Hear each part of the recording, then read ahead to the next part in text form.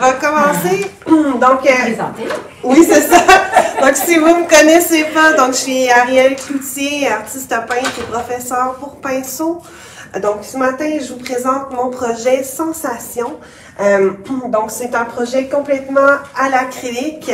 Il y a aussi un travail à la sanguine et au fusain. Donc, fusain noir et fusain blanc. Vraiment une petite touche. Ça pourrait être fait avec un crayon pastel blanc aussi. Donc, c'est un projet qui est disponible en patron dès maintenant et c'est aussi complètement disponible en cours en ligne sur notre plateforme pinceau.thinkific.com. Donc, la toile, c'est une 20 par 36 galerie, c'est une toile ordinaire, OK? Donc, ce que je vais vous présenter aujourd'hui, c'est vraiment ma technique de fond. Donc, c'est un travail avec le gesso transparent et il y a une couche de blanc en premier que je ne vais pas vous montrer, c'est juste de mettre du blanc. Et donc, je vais vous montrer comment appliquer là, les grands traits de couleur qui viennent placer les premières couleurs de manière un peu plus abstraite, donc sur le personnage et dans le fond. Donc, je suis vraiment venue étirer la couleur pour faire un effet abstrait et très esquissé, assez intuitif. Donc, je vous montre ça. On va se tourner sur ma table de travail. Donc, ce que j'ai fait, pour commencer, je vais vous expliquer le gesso transparent. Fait qu'on va pas travailler tout de suite à l'acrylique, mais je vais vous en montrer une partie quand même. Donc, le gesso transparent, très important, il faut qu'il soit de la marque de Liquitex. Dans les autres marques, il n'y a pas les mêmes propriétés. C'est vraiment particulier au gesso de Liquitex. J'avoue que j'ai pas essayé. Je sais même pas si Golden en font du transparent. Je pense qu'ils en font pas. Mais en tout cas, bref, fiez-vous à Liquitex. Le Demco, on l'a essayé puis il fait pas exactement la même finition. Fait que c'est vraiment. Mais c'est pas comme la peinture acrylique, là. Ça, c'est comme du gesso. Ouais, c'est ça. C'est comme un après, en fait. Ouais, c'est ça. Okay. C'est une espèce d'après. D'habitude, du gesso, c'est. D'habitude, il est là dans le blanc puis dans le noir, des fois dans des couleurs. Ouais, faire un fond super opaque. Puis ça égalise un peu ton grain de toile aussi. Puis là, ce qu'il y a de particulier du gesso transparent de Liquitex, c'est qu'il nous fait une surface un peu rugueuse. C'est super intéressant. Ça fait une belle surface pour venir travailler à sec. Donc, venir travailler avec le fusain, avec le pastel, avec la sanguine. Puis ce que j'adore aussi de ce produit-là, en même temps qu'il fait une surface plus rugueuse, il donne une surface un peu absorbante aussi. Donc, ça devient plus absorbant qu'une toile standard. Fait qu'on est capable de faire des effets d'aquarelle. Bienvenue! Donc, c'est ça, on est capable de travailler très dilué, puis de créer des fondus un peu à l'aquarelle. Pas autant, là, ça absorbe pas autant que le papier aquarelle. Mais ça absorbe juste assez pour pas que ça flotte sur la toile, puis que ça perde. Fait que ça fait super bien le travail. Ouais. Fait que je vous explique ce que j'ai fait parce que là, c'est la première fois que moi, je l'essaie dans ce projet-là. J'avais fait des tests avant, puis j'ai bien été contente du résultat. Fait qu'en premier, là, ça, c'est une toile récupérée. Puis, en tout cas, ça a tout craqué quand j'ai mis mon gesso blanc, là, mais ça, ça doit être à cause de mes couches d'en dessous, là. Fait que normalement, vous faites une couche blanche bien égale, pas de craque. OK. Puis ensuite, moi, j'ai mis du gesso blanc, même sur ma vraie toile, mais vous pourriez y mettre de l'acrylique blanc, là. L'idée, c'est d'avoir un fond blanc, parce que la toile, en elle-même, elle n'est pas tout à fait blanche. Quand on met du blanc acrylique à côté, on voit que le blanc acrylique est beaucoup plus blanc. Donc, ce que je fais en premier, c'est que je vais... Moi, je travaille quasiment direct de la bouteille. Tout le temps. Pourquoi pas? C'est ça. Ensuite, je travaille avec la méga spatule. Ça, c'est les spatules de Liquitex, c'est la numéro 17. Ça ressemble à une spatule à gâteau, là. Ouais. Mais quand on travaille sur des grandes toiles, ça va vraiment bien. Fait que ça laisse moins voir tous des petits coups de pinceau. Tu sais, moi, c'est ça que je veux pas, là. Je veux grand, je veux avoir un beau mouvement. Fait que ce que je viens faire, c'est que je viens vraiment étendre mon gesso avec ma spatule. Là, tu vois, si j'en manque, ben, je m'en rajoute. C'est quand même une bonne bouche. Oui, c'est ça, j'en mets quand même épais parce que je veux avoir un fond texturé. Là, j'ai préparé une mini toile à côté qui est déjà sec, et je vais pas vous montrer ce que ça fait quand on met l'acrylique par-dessus. Fait que je viens en mettre à peu près partout. Là, c'est sûr que c'est un petit format de toile, là. J'aurais pas amené une grande toile pour vous montrer comme j'ai fait sur mon original. Fait que je peux laisser texturer comme ça. Je sais pas si on le voit bien à l'écran. Je vais approcher. Ouais, on voit que c'est texturé, c'est bon. Oui. Puis ce que j'ai fait ensuite, on pourrait plus lisser, c'est vraiment à votre goût. Là, c'est à vous de choisir à quel point vous voulez de la texture ou non. Ce que je vous dirais qui est bien important, c'est de pas trop texturer où on va mettre le visage. Fait que, à peu près dans le centre, là, je le lisse comme il faut. C'est pas grave s'il y a un petit peu de texture. Là. Mais tu sais, j'essaie qu'il n'y ait pas des gros. Ton dessin, est-ce qu'il est dessiné avant?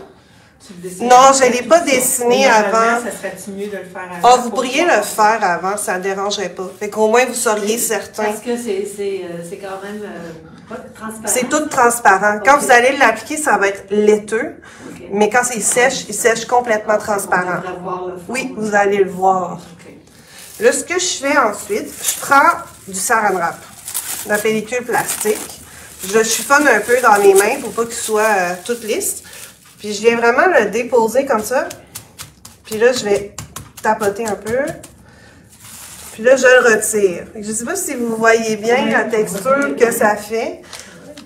Fait que je viens tout simplement, c'est vraiment tout simple comme technique. Fait que je viens texturer plusieurs endroits.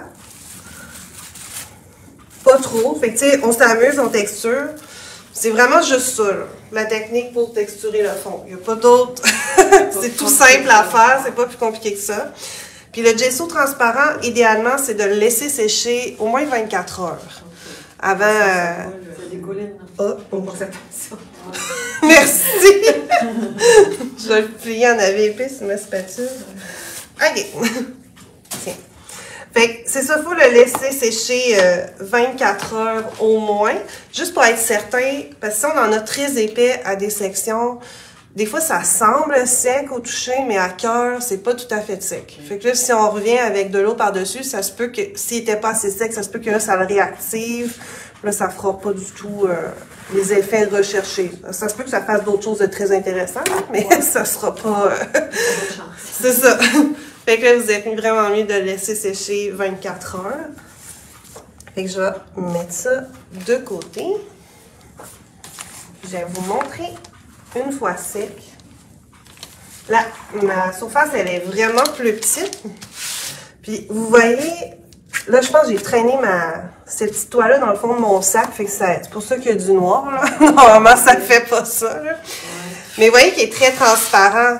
Parce que le gesso transparent, c'est pas une pâte, hein, non plus. Fait que ça va s'affaisser un peu en séchant. Fait que c'est à peu près la même épaisseur que j'ai faite, mais on voit qu'une fois sec, c'est vraiment moins élevé. Mais je vois encore, je sais pas si j'approche, là. Je sais pas si vous voyez encore que un petit peu, là, que c'est texturé. Fait que moi, je voulais vraiment avoir une texture plus mince. C'est pour ça que j'ai pas utilisé de la pâte. Si vous voudriez avoir une texture vraiment très prenante, là. Est-ce que ce gesso-là est moins structurant que l'autre, le gesso ordinaire? Non, les deux gessos sont pareils. Ouais, c'est ça. Si vous voulez quelque chose de plus structurant, c'est vraiment d'aller avec une pâte ou un gel à ce moment-là. Mais moi, c'est vraiment, je texturais pour avoir des effets quand j'allais appliquer mon acrylique. Fait que c'est pour ça que je voulais avoir quelque chose de mince. En fait, je l'avais fait. J'ai fait un test avec la pâte, puis je trouvais que ça me laissait trop d'espace blanc. J'aimais pas ça. Fait que je vais vous montrer une première technique. Là, ce projet-là, il y a quand même beaucoup de mélange de couleurs. Je préfère vous le dire. Mais c'est simple. Tu sais, je vous ai mis les recettes avec les proportions. Fait que c'est juste de les faire. Fait qu'en premier, je me suis fait une espèce de teinte rosée. Fait que ça, c'est du oxyde rouge. Ça, c'est du magenta quinacridum. Donc, à mélanger un peu les deux, ça vient me faire une espèce de vieux rose. C'est un peu ça que je voulais avoir. Je voulais pas avoir un rose full pétant, là. Fait que ça a arrêté le cas. C'est pour ton visage, j'imagine? Ouais, c'est vraiment... Je vais vous montrer. Je vais essayer de le déballer. Sans tacher, je vois que j'ai des petites gouttes de gesso transparent un peu partout. Ça va vous donner une idée. Je vais vous montrer les photos d'état. Et je sais que ma première n'est pas...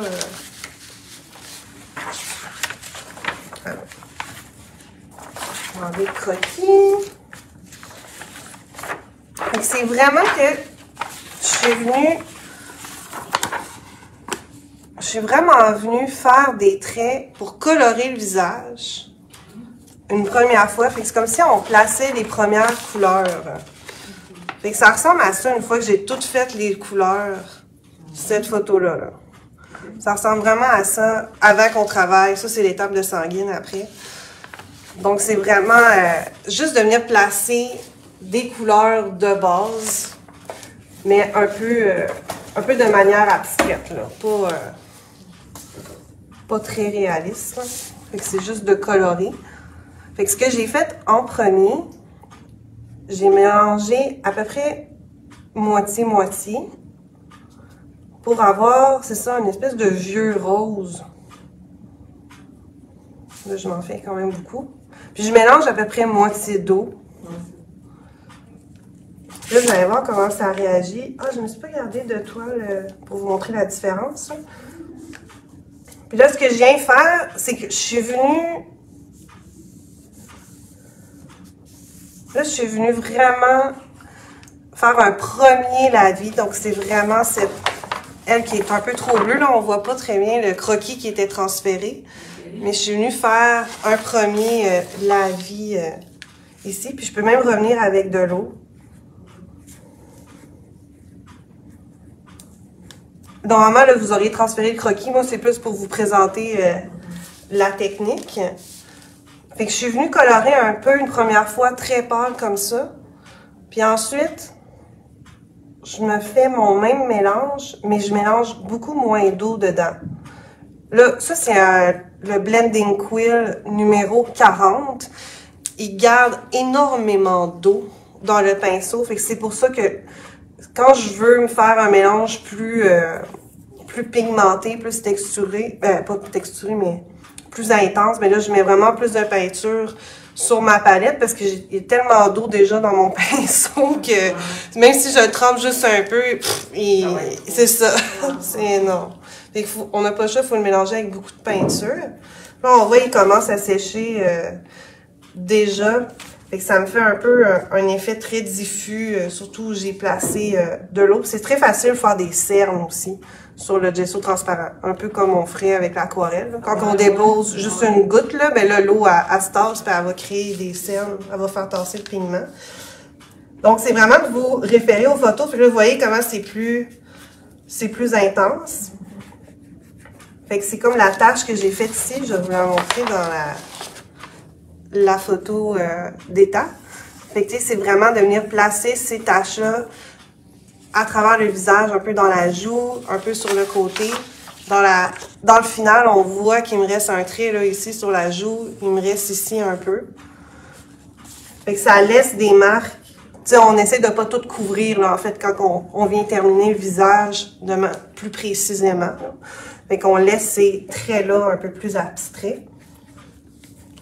Fait que normalement, moi, ça, je laisserais sécher une fois terminé. Là, soit on prend un séchoir puis on sèche, ou on laisse sécher comme il faut. Si on veut avoir aussi, si jamais on trouve qu'en séchant, parce que le pigment s'est absorbé par le gesso, si on trouve qu'en séchant, c'est devenu trop pâle à notre goût, ben vous pouvez refaire une couche par après. Ouais, c'est ça. C'est beaucoup plus facile à ajouter qu'enlever, là. Vraiment.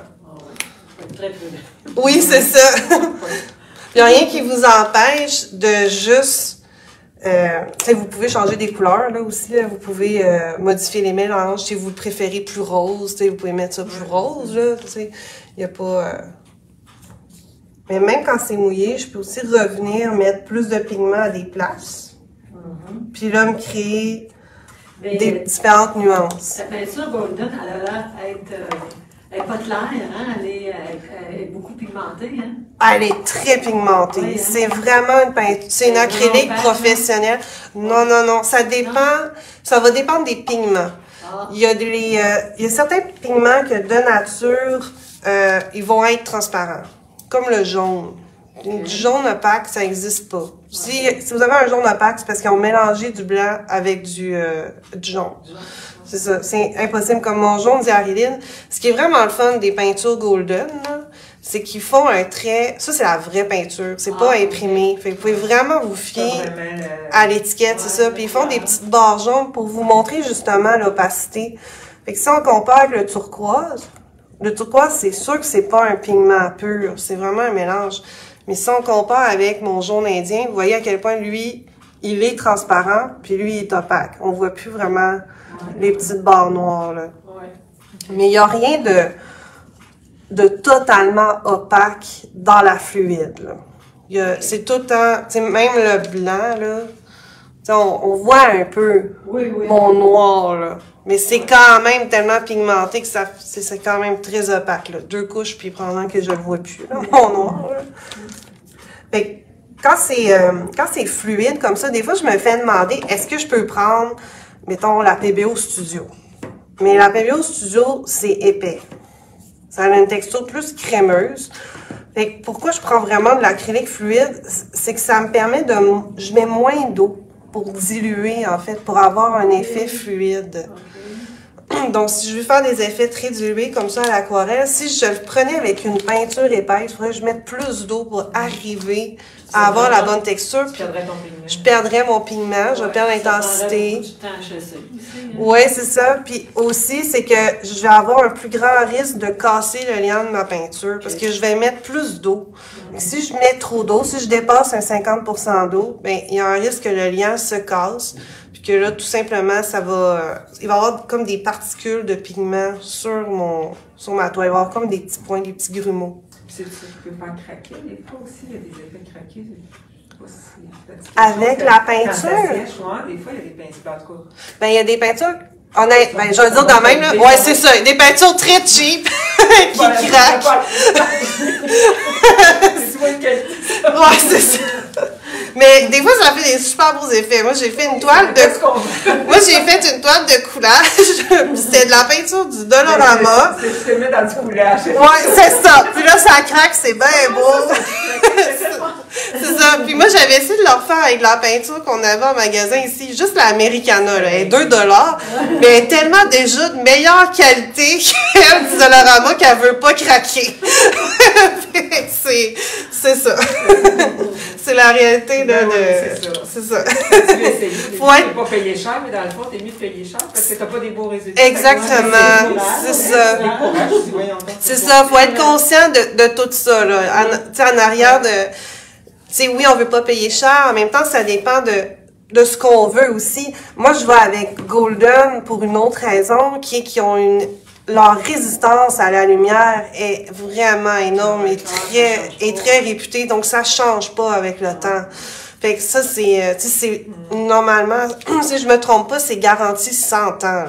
Là, oui, fait que c'est ça aussi, quand on parle d'une acrylique professionnelle, c'est la pérennité dans le temps. Là. Fait que, mais c'est ça.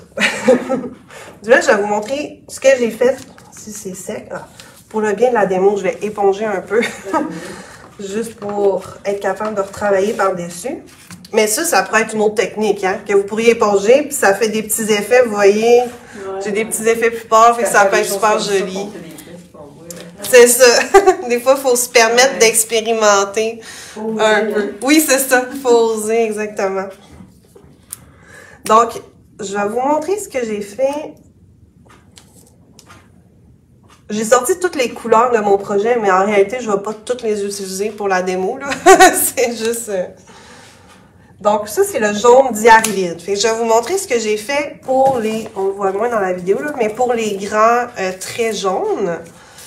Donc, mon jaune diarylide, ça aussi, c'est un mélange moitié-moitié de jaune et de blanc. Environ, là. Ah, j'ai pas sorti ma spatule. Idéalement, on fait nos mélanges à la spatule. Puis je vais vous expliquer pourquoi. c'est parce que si on fait... Là, ici, j'étais très diluée. Bon, je l'ai fait au pinceau. Je faisais pas un énorme mélange.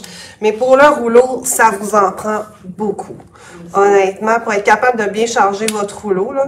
Fait que vous êtes mieux de faire un mélange à la spatule parce que sinon, vous allez engorger les poils de votre pinceau. Puis là, ça va être vraiment difficile à laver. Puis ça se peut qu'il en reste beaucoup...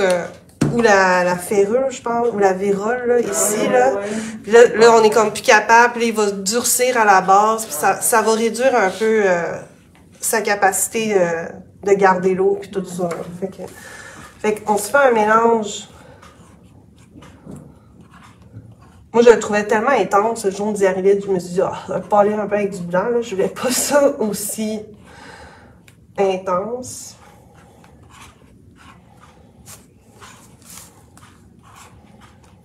Donc, on mélange comme il faut.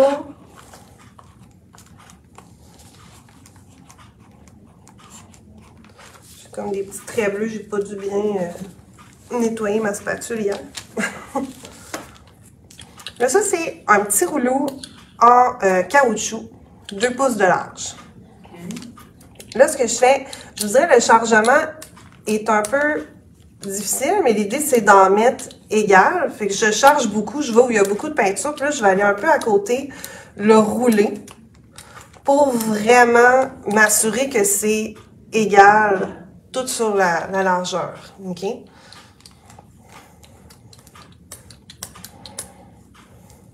Fait que là, je vous le montre avec le jaune, mais c'est la même chose que j'ai fait avec la couleur peau.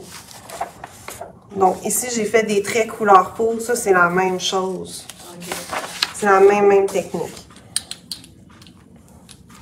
Fait que là, vous allez voir que je vais faire ressortir, en passant avec le rouleau, lui, surtout qu'il est en caoutchouc, là, qui n'est pas en poil, il ne va pas pénétrer à l'intérieur des craques de ma texture. Fait que quand je vais passer, ça va révéler la texture que là, on ne voit pas beaucoup. Mais là, vu qu'on a fait une texture au fond absorbant, pas au fond absorbant, au gesso transparent.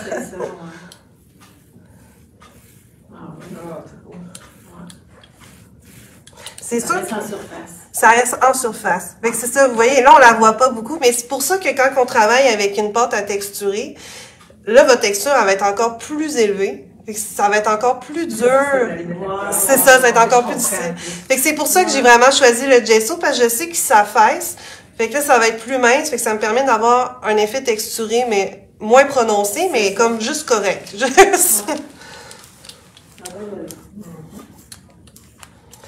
Mais si ça avait pris un petit rouleau éponge, là, ça n'aurait pas fait la même chose. Ça fera pas la même chose. Il est plus mou. Surtout si, c'est sûr, si on pèse pas beaucoup, peut-être que ça va marcher, mais si tu appuies un peu, il va rentrer partout, là. C'est ça qui va arriver. Il va comme épouser les formes. C'est ça qui se passe. À moins qu'il soit bien rigide, là, ta mousse, là. Puis, d'après moi, il va te faire une autre texture aussi. Ça, c'est vraiment en caoutchouc. Ça fait un effet très lisse. Là, j'en ai pas apporté un en poil pour montrer la différence, là. Ben, en mousse. Mais en mousse, il fait vraiment une petite texture de... C'est comme plein de petits picots, là, quand tu le passes, là. C'est pas uni, hein? C'est ça, c'est pas uni. Alors qu'en caoutchouc, c'est vraiment uni. Fait que je peux repasser à des endroits que je veux opacifier, tu sais, que je veux cacher un peu plus ma texture. C'est sûr que là, sur une grande toile, comme j'ai fait, ça, ce trait-là, là, est 36 de pouces de haut, là, ma toile. Fait que faut vraiment passer plusieurs fois. T'sais, on sera pas capable, là, de faire tout d'un seul trait, là. Fait que c'est vraiment de passer plusieurs fois. Puis si jamais il y a des endroits... Moi, je me suis permis de revenir, je l'ai pas sorti. Ben, je peux revenir avec ça.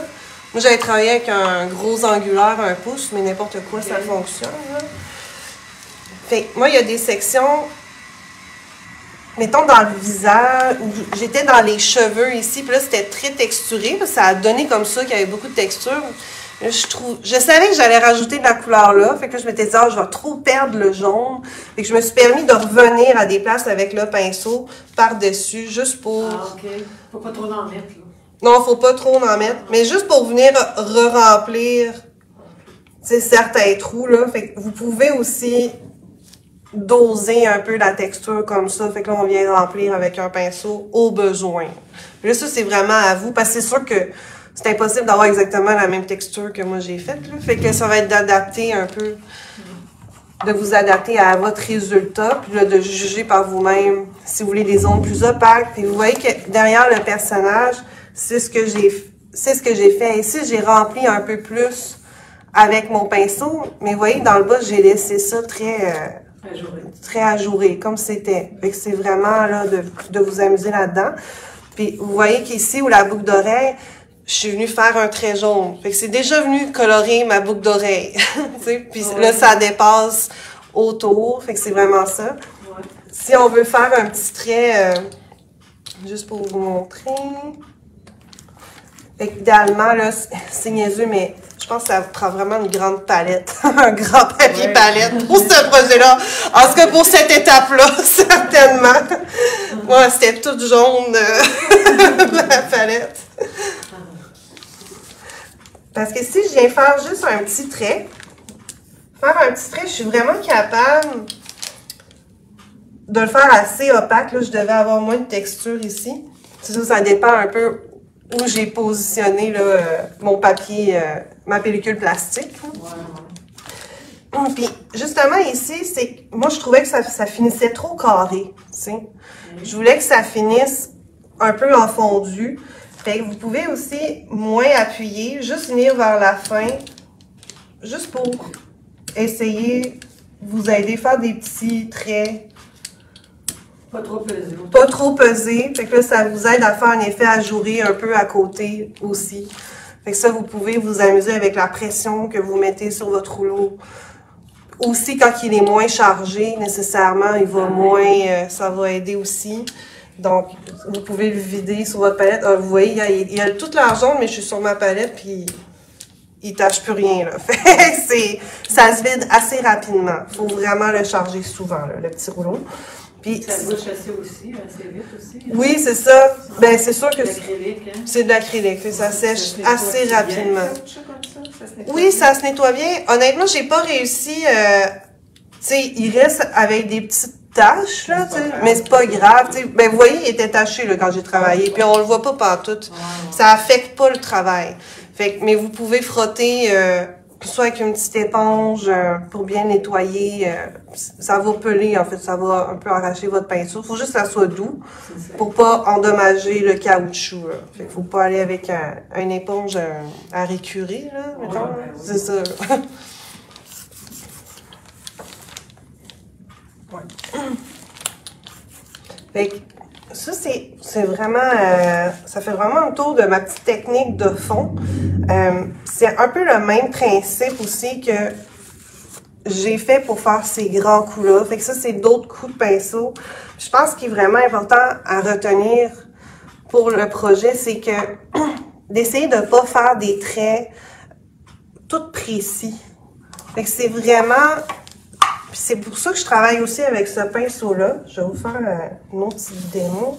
Je me suis pas sorti mon ombre naturelle. Donc, mes traits foncés, là, c'est de l'ombre naturelle. Je vais juste faire tremper mon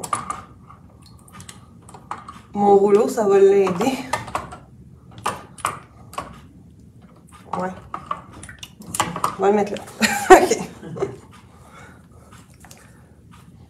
Donc, mes traits bruns, j'ai mélangé un petit peu, à peu près un 2 pour 1 là, de terre d'ombre naturelle avec du bleu de Prusse.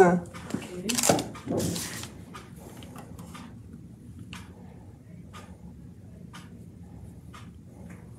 Là, je veux beaucoup le charger, mon pinceau. Fait que c'est pour ça qu'en fait, là, je fais mon mélange avec mon pinceau, parce que de toute façon, je le veux beaucoup charger.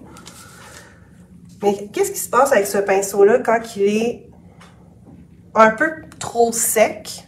Mais c'est ce qui fait des beaux effets aussi, hein? J'ai peut-être mis un peu trop de bleu.